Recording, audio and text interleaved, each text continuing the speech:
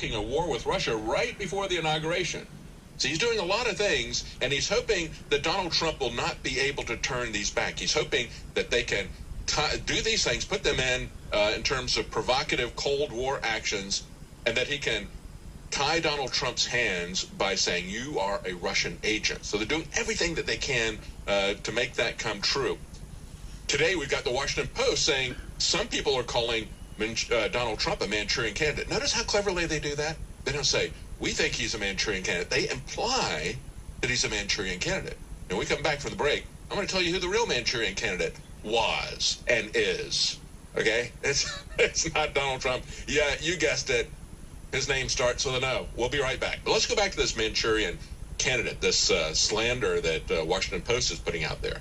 They're saying, well, a lot of people have said this. Max Boot said it in the New York Times. Max Boot, the perennial never-Trumper, another partisan hack. So that's where these things are always coming from. They've called Donald Trump Hitler so many times. It's become a meme. Everybody from Glenn Beck to these people, the Washington Post, calling him Hitler. And you notice the other day how indignant they got.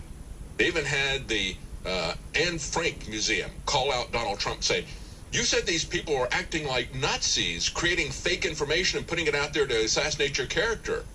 He said that's the type of thing that Nazis did and have done.